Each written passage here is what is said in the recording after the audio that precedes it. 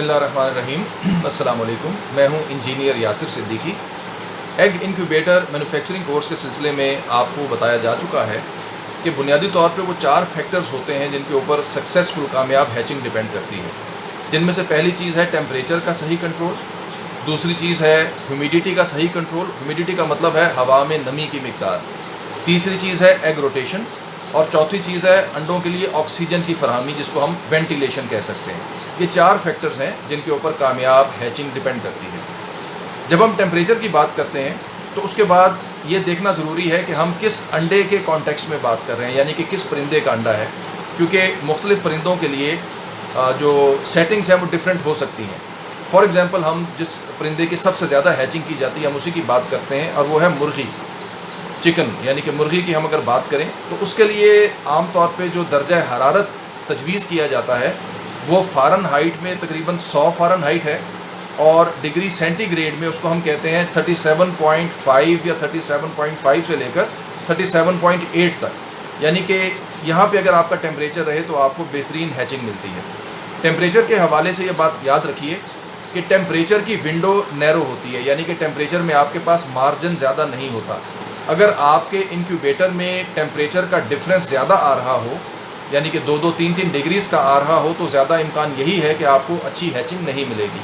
Temperature में window इतनी narrow होती है कि आप यूँ समझ लीजिए कि 1 से 2 डिग्री से ज़्यादा की गुंजाइश नहीं होती, और उसमें जितना प्रिसाइज़ आप टेम्परेचर को कंट्रोल करेंगे और उसको आप सही बना के रखेंगे तो हैच रिज़ल्ट उतना अच्छा मिलेगा। यानी कि अगर आपका टेम्परेचर जो है वो ज़्यादा वेरी कर रहा है, ज़्यादा उसमें डिफरेंस आ रहा है, तो उसके नतीजे में आपका हैच रिज़ल्ट जो है वो मुतासिर होगा। हो सकता है कि आपको 40-50% हैच रिज़ल्ट मिले, लेकिन अगर आपका टेम्परेचर बिल्कुल एक्यूरेट होगा तो आपको 90 से 100% आपको रिज़ल्ट मिल सकता है। अगली चीज़ है नमी, हवा में नमी की मिकदार। अब नमी की मिकदार के हवाले से होता ये है कि उसकी 2 कैटेगरीज़ हैं। मसलन जब हम अंडे को इंक्यूबेटर में लगाते हैं तो उसकी 2 फेजेज़ होती हैं। पहले को हम कहते हैं सेटिंग और दूसरे को कहते हैं हैचिंग। मिसाल के तौर पर मुर्गी के लिए 18 दिन सेटिंग टाइम है, 18 डेज़, 18 दिन का सेटिंग टाइम और आखिरी 3 दिन का हैचिंग टाइम। तो जो सेटिंग का टाइम होता है 18 दिन का, उसमें नमी की मिकदार को ज़रा कम रखा जाता है। कम रखने से मुराद ये है कि नमी आमतौर पे जो तजवीज़ की जाती है वो होती है 55 से 60% रिलेटिव ह्यूमिडिटी, 55 से 60%, और आखिरी 3 दिन के लिए नमी बढ़ा दी जाती है। नमी हम 75 से 80% भी कर दें तो हमें हैच रिज़ल्ट बेहतर मिलता है। तो टेम्परेचर और फिर दूसरी चीज़ नमी, अगर इनका आपने सही कंट्रोल कर लिया तो आप बेहतरीन रिज़ल्ट ले लेंगे। तीसरी चीज़ है टर्निंग। अब ये जो एग की टर्निंग है ये हाथ से भी हो सकती है, मैनुअली भी होती है। मुर्गी ख़ुद भी तो अपनी चोंच से करती है, तो ये हाथ से भी हो सकती है और ये ऑटोमेटिक भी हो सकती है। जब आप हाथ से करें तो उस सिलसिले में तजवीज़ ये किया जाता है कि दिन में कम से कम 2 मरतबा आप अंडों को ज़रूर घुमा दें। उसका तरीका ये होता है कि अंडों के एक साइड पे आमतौर पे तारीख़ लिख दी जाए या क्रॉस लगा दिया जाए और दूसरे रुख पे कोई दायरा बना दिया जाए, ताकि आपको ये यकीनी तौर पे पता चल सके कि अंडों को घुमाया गया या नहीं घुमाया गया, आपके पास रेफरेंस आपको मुयस्सर हो जाए। तो उसके बाद आप सुबह और शाम 12 घंटे के फ़र्क से अंडों को 180 डिग्री के ज़ाविये पे घुमा दें, यानी कि पलटा दें। जो साइड ऊपर है उसको नीचे कर दें, जो नीचे है उसको ऊपर कर दें। तो इस तरह से अगर आप करते रहें और 18 दिन तवातुर के साथ ये काम आप करते रहें तो इस तरीके से भी आप कामयाब हैचिंग ले सकते हैं। लेकिन जब हम उसको ऑटोमेट कर देते हैं तो फिर हम टाइमर इस्तेमाल करते हैं, टर्निंग ट्रे इस्तेमाल करते हैं, जैसा कि जिसका इस्तेमाल हम इस कोर्स में सीखेंगे। तो फिर हम उसको उसका पीरियड सेट करते हैं कि उसने कितनी देर के बाद, 1.5 या 2 घंटे के बाद कितने सेकंड के लिए मूव करना है जिससे कि अंडे की साइड पलट जाए। तो वो जब अपने मौके पे जब टर्निंग की बात आएगी और उसकी ऑटोमेशन की बात आएगी तो आपको टाइमर का इस्तेमाल भी सिखाया जाएगा और उसके हिसाब से आपको ट्रे का यूज़ भी बताया जाएगा। और चौथी चीज़ है वेंटिलेशन। वेंटिलेशन के सिलसिले में आप ये बात जान लीजिए कि आपकी मशीन को आपने मुकम्मल सील नहीं करना। बाज़ लोग ये समझते हैं कि बिजली बचाने के लिए या मशीन को गर्म रखने के लिए मुकम्मल सील कर दिया जाए। अगर आप मुकम्मल सील कर देंगे तो आपके अंडे यकीनी तौर पे ख़राब हो जाएंगे। आपने मशीन को मुकम्मल सील नहीं करना। मशीन के अंदर कुछ सुराख लाजमी तौर पे होने चाहिए जिनमें से हवा गुजरे। हवा गुजरेगी तो बाहर अंदर जो कार्बन डाइऑक्साइड पैदा हो रही है वो बाहर जाएगी और बाहर से फ्रेश ऑक्सीजन जो है वो आपको अंदर मिलेगी। तो वेंटिलेशन मस्ट है। वेंटिलेशन के बगैर आपका चूज़ा जो है वो अंडे के अंदर चिक की ग्रोथ नहीं हो सकती। तो ये हैं वो 4 चीज़ें। मैं फिर आपको दोहरा देता हूँ, टेम्परेचर का सही कंट्रोल, हवा में नमी की मिकदार का सही कंट्रोल, एग की टर्निंग और वेंटिलेशन यानी कि ऑक्सीजन की फराहमी। अगर ये चारों शराइत अच्छे तरीके से बेहतरीन तरीके से पूरी हो जाएंगी तो आप बेहतरीन यानी कि 100% आप गारंटीड रिज़ल्ट ले सकते हैं। अच्छा, आपको W1209 यानी कि टेम्परेचर कंट्रोल करने के लिए W1209 का इस्तेमाल बताया जा चुका है। उसकी वीडियो आप देख चुके होंगे और उम्मीद है कि W1209 के तमाम फंक्शंस आपके सामने आ चुके होंगे। अब हम बात करेंगे कुछ हीटिंग की। हीटिंग के सिलसिले में आपने देखा होगा कि पार्ट्स में हमने आपको हीटिंग वायर तजवीज़ किया। हीटिंग वायर अब हीटिंग वायर को और फ़ैन को हमने किस तरह से इस्तेमाल करना है ये हम आपको सिखा देंगे और आपको दिखाएंगे भी और बताएंगे भी।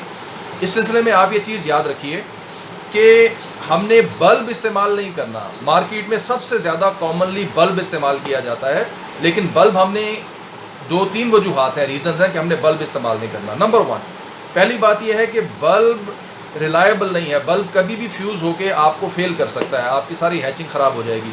रात में बल्ब फेल हो गया, फ्यूज़ हो गया, सुबह उठे आपको पता चला कि बल्ब भी फ्यूज़ हो चुका है, लिहाजा अंडे ठंडे हो चुके हैं और अंडे ख़राब हो चुके हैं, तो बल्ब रिलायबल नहीं है।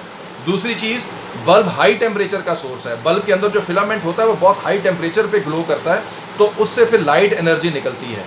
यानी कि बात समझ लीजिए कि इलेक्ट्रोमैग्नेटिक रेडिएशन का वो स्पेक्ट्रम जिस पे जाके लाइट एमिट होती है वो बहुत हाई टेम्परेचर पे आता है, तो बल्ब बहुत हाई टेम्परेचर का सोर्स बनता है। आपने देखा होगा कि बल्ब जब जल रहा होता है तो बल्ब के ऊपर हाथ नहीं लगाया जाता, तो टेम्परेचर जितना हाई होता है उसकी रेडिएशन उतनी ज़्यादा होती है, जिसको हम आमतौर पर कहते हैं कि सेक, उसका सेक उतना ज़्यादा होता है, तो वो अपने सेक से भी अंडों को ख़राब कर सकता है।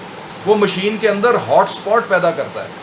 और तीसरी चीज़ क्या है कि जब टेम्परेचर डिफरेंशियल इतना ज़्यादा हो, यानी कि आपका टेम्परेचर का सोर्स बहुत हाई हो, तो लॉ ऑफ एंट्रोपी की वजह से आपकी एनर्जी की कंजम्पशन भी ज़्यादा होती है।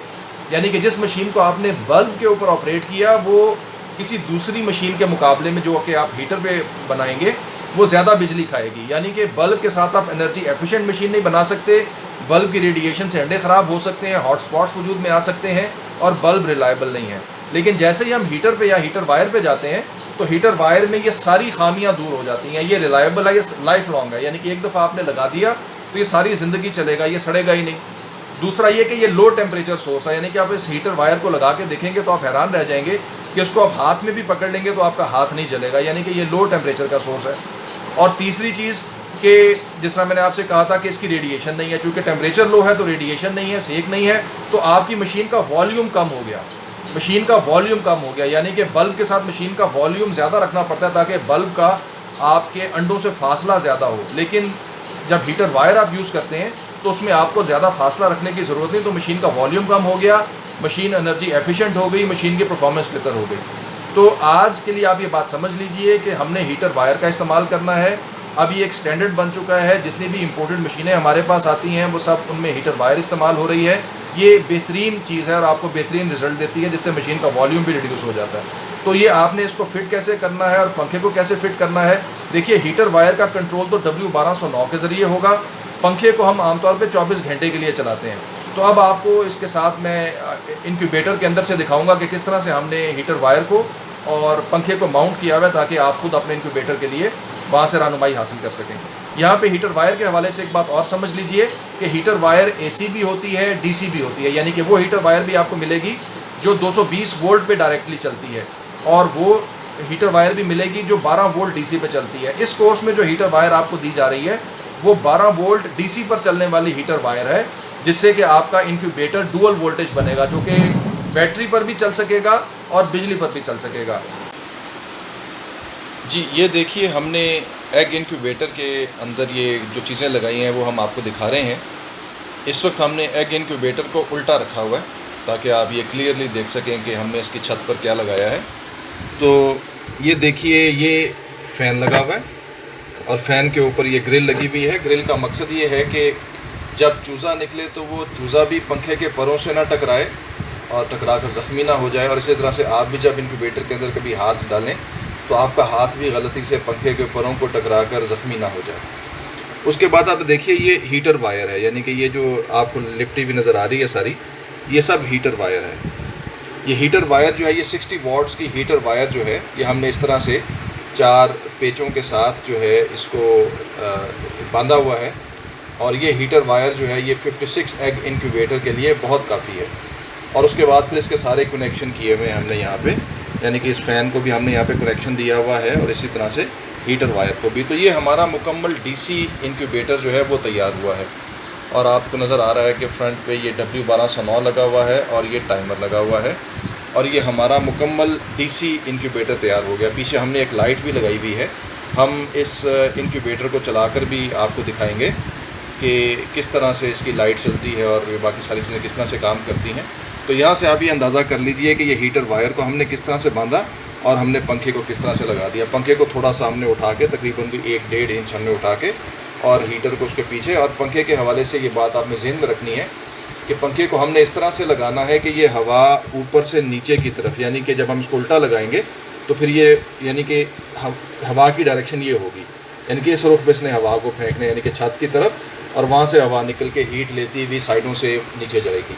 तो इस तरह से जब हम पंखे को लगाते हैं तो मशीन के अंदर ज़्यादा बेहतर टेम्परेचर बनता है। तो इसके साथ ही मुझे इजाज़त दीजिए। अल्लाह हाफ़िज़।